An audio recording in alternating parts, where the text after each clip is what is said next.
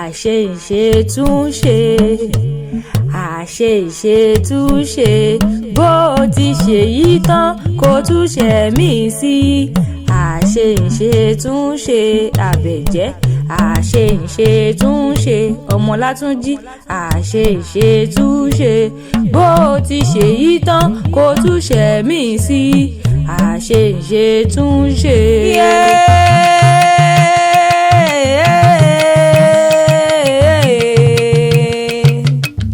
Ojúlóge Àmọ̀kẹ́ Akéwì Ọmọláyínká mo dé. Èmi dé wẹ́wẹ́ bí ẹja alẹ́ ni mo dé wàwà bí èjì òwúrọ̀ ni mo dé pápápá bí èjì àfòwúrọ̀ pọ́n ni. Nítorí ìtani, nítorí ẹni tí ń ṣọjọ́ ìbí lónìí ni.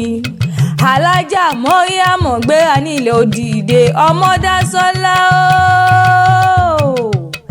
Àbẹ̀jẹ́ tí ń ṣọjọ́ ìbí lónìí, ò bá dákun kó o gbéra nílẹ̀ Òdìdé òní ní ṣọjọ́ ìbí ẹ gangan. àṣe-ìṣàmọ́dún ọdún ayọ̀ ló mọ̀ ṣe, ọdún dùnnú ọdún ire ni. Ó sì bí mi pé ta ni gbẹ́mi wá gbàǹgede, bí mi pé ta ló gbẹ́mi wá gbàǹgede lónìí náà. Mr. Yes Travel and Tours ló ní wá mọ̀ kí ọkú ọdún, ó pé àṣe-ìṣàmọ́dún ọdún ayọ̀ ló mọ̀ bá wọn ṣe, ọdún dùnnú ọdún ire ni. Mr. Yes Travel and Tours ní kó o gbó bí olúgbógbó tí ń gbó, kó o gbó bí olúgbògbò tí rí gbò, kó o fọwọ́ pawó kó o fèrè ìjòbì.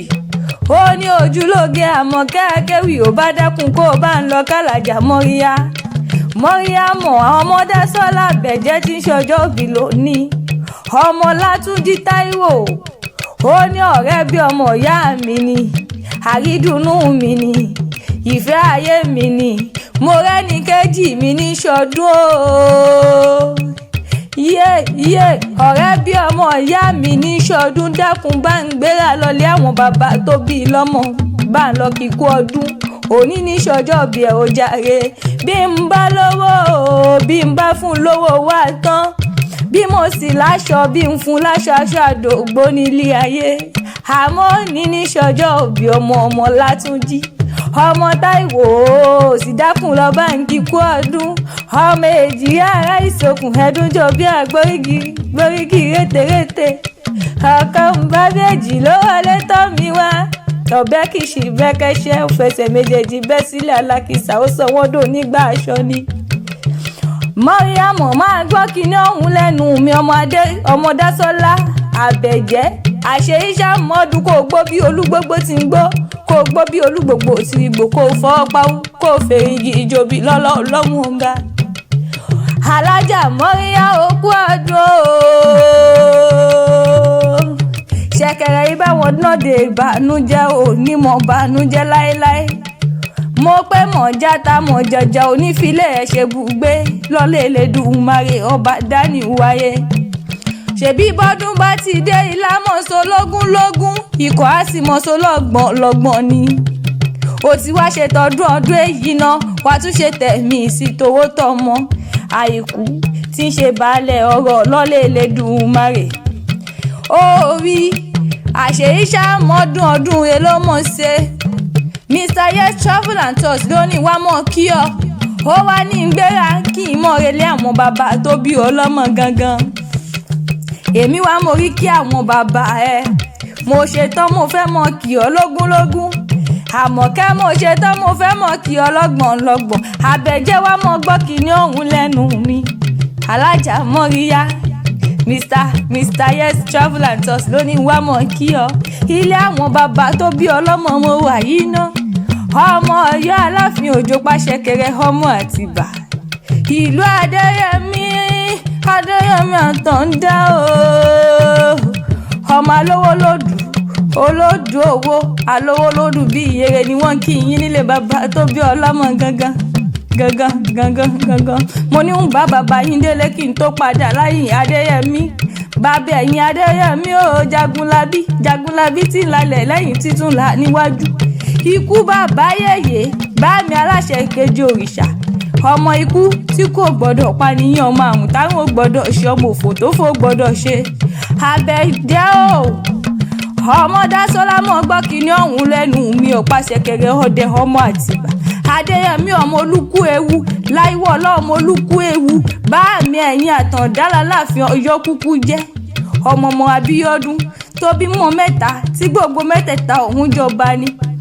Adéyẹmí Àtàndá mọ̀ gbọ́ àti ìbáṣebọ́ba ní í ṣe Adédìgbòlù ọba ni. Adéyẹmí Àtàndá ló sì kẹta gbogbo wọn ṣe bí Ọláyíwọlá Àtàndá ló jọba tí gbogbo ìlú Ọ̀yọ́ ń dùn dùgbàdùgbà.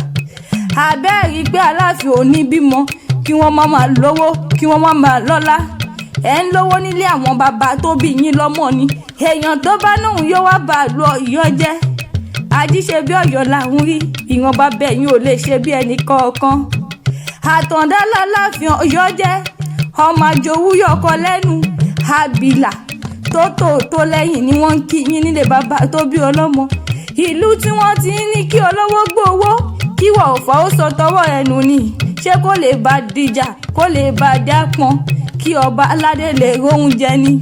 Ikú tí ń pa ni tí bàbá ń dúpẹ́ àwọn tí ń ṣọmọ tí ìyá ò gbọ́dọ̀ gbin nìyí ọmọ ikú tí kò gbọ́dọ̀ pa àbẹ̀jẹ́ yìí lọ́mọ àrùn táwọn ò gbọ́dọ̀ ṣe ọmọ àrùn táwọn ò gbọ́dọ̀ ṣe ọmọ òfò tó fò gbọ́dọ̀ ṣe láéláé ọmọ àdánù táwọn ò gbọ́dọ̀ ṣe ọmọ àkóbá ilé ọmọ àdábòde àdábà ilé àkóbòde Àtàndá ojú kókó pọ́n kò fọ́ kò rẹ́ni bàjẹ́ wò kiri korokoro àgbàrá òjò tí ń bá níjà tí ń gbójúlé bá bọ́mọ lọ́wọ́ ọmọ nìyí.